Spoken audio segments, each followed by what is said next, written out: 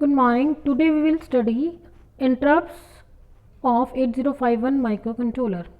So first of all, what is an interrupt? So interrupt means to interrupt का हिंदी में meaning है रुकावट.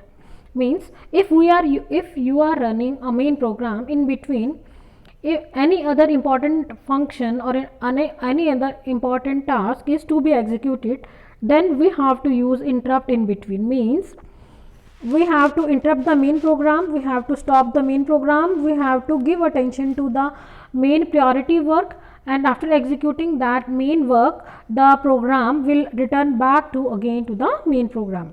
So we can say interrupt. What is interrupt? Interrupt is an event that temporarily suspends the main program. So we can say it is an event which temporarily suspends the main program. It passes the control to a special code section that the device which is interrupted. So it will passes the control to a special code section, then executes the event related function. The event which has interrupted suspends the main program, it will execute that event related function, and then after that it will resume to the main program flow where it had left off. So if we understand means what interrupt is doing, so we can say interrupt is an event that temporarily suspends the main program. It suspends the main program for a time being, then it passes the control to a special code section, means the device which has interrupted, then it will execute the event related function, and after executing that function it will resume back to the main program flow from where it had left off. Now we know that interrupts are of many types, like there are certain types of interrupts which are software, some interrupts are hardware interrupt. Again another category is interrupts can be maskable or non-maskable, and interrupts can be fixed interrupts or some vector interrupts. Similarly there are different types of interrupts, and whenever we are using interrupt, the control transfers to the specific interrupt service routine, right? In the interrupt service routine, from when interrupt occurs, then it tells the processor that some device has interrupted, then the control will go to interrupt service routine. After execution of interrupt service routine, the controller jumps back to the main program. So whenever there will be interrupt signal, the control will be transferred to the interrupt service routine, and after completing the interrupt service routine, the control again will transfer to the main program. So that is to be kept in mind. So if we talk about 8051 microcontroller interrupt sources, so there are 5 types of interrupts available in 8051 microcontroller. One is your timer 0 overflow interrupt T0, then timer 1 overflow interrupt T1, external interrupt 0 INT0, external interrupt 1 INT1, and serial port events receive and transmit, receive interrupt and transmit interrupt. So these are 5 hardware pins that are available in the microcontroller through which the interrupt signal can be generated. Now timer and serial interrupts, these are generated internally by the microcontroller. Timer interrupt and serial interrupt are generated by the microcontroller internally, whereas external interrupts are generated, these are the external interrupts. So these interrupts are generated by some external hardware device. Any other hardware device may any other interfacing device may interrupt the microcontroller. So external device can be any switches, or it can be any memory, or it can be any device, right? So external interrupt signals can be edge triggered or level triggered. Edge triggered means they will start at the edge, and level triggered means the interrupt will start at the level, right? So these we have already seen the different type of triggering. So whenever there will be an interrupt, so what will happen, the microcontroller will start executing interrupt service routine, right? And after executing the interrupt service routine, it will come back to the main program. So every interrupt is having some address, having some fixed address. Now what happen, like external interrupt 0 is if the external interrupt 0 has executed, then it will go to the address 0003H. Timer 0 interrupt will go to 000BH. Similarly, external interrupt 1 will go to 0013H. These are some vector location, and these are some means they are fixed location. At whenever interrupt will be there, the control will be transferred to this location, and at this location we have to write interrupt service routine. Similarly, timer counter 1 is from 001BH, serial port is having 0023H vector address or fixed locations. So now the question is, suppose if two devices generate the interrupts at the same time, what will happen? So at that time, what will happen means we have to see the priority, means which interrupt is priority means importance, which interrupt is having more importance, right? So that will be executed first, right? For example, the interrupt with the highest priority will be serviced first, right?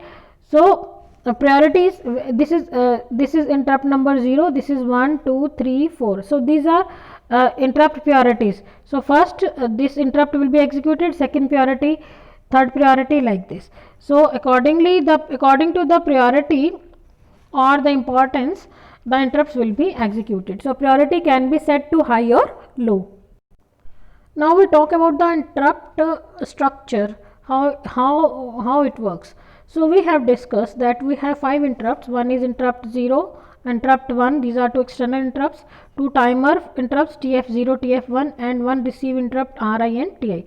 So these 5 interrupts are there, these 5 pins are available on 8051 microcontroller for interrupt purpose. So these interrupts are given to the interrupt enable register. So any interrupt can be enabled or disabled depending on the value we set in the interrupt enable register. Similarly, there is IP register, that is interrupt priority register. So it will tell which interrupt, it will set the priority of different interrupts, means on which order it has program has to execute the interrupt signals. So this is the internal interrupt structure. Interrupt enable register. So we talk about IE register, as we have seen. This is IE register. So let's see how it works. So basically this register is used for enabling or disabling the interrupt.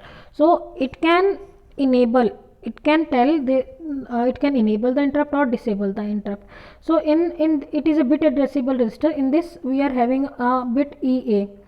It should be set to 1. When EA will be 1, then interrupt will be set enabled. If it will be 0, interrupt will be disabled. So and the corresponding various bits in IE register will activate or deactivate the various interrupts. Like we can see here, this is interrupt enable signal. Here we are having EA. If this pin be 1, then interrupt will be enabled. Now if this bit is 0, then no interrupt will be enabled, right? So first of all, this bit should be 1. Then if we want to enable timer to interrupt, then this bit is set to be 1. If we want to enable external interrupt 1, then this bit will be 1. If we want to, similarly we have ET to enable timer to interrupt. ES pin is for enable serial port interrupt. This is for enable timer 1 interrupt, and this is for enable external 1 interrupt, enable timer 0 interrupt, enable external 0 interrupt. If any bit will be 1, for example, if this bit is 1 and all other bits are 0, this is don't care and this is 1, right? Then that means the external serial port interrupt ES is enabled and all the other interrupts are disabled, right? Only this interrupt will work, right? And for example, if we make this bit 0, then no interrupt will be enabled, because globally it is controlling all the interrupts. If it is 0, then no interrupt will be enabled, all will remain disabled, right? All will remain disabled. So it is important to make EA pin as 1 to enable any interrupt. If we want to disable all the interrupts, then it should be set to 0. Similarly, we have interrupt priority register IP.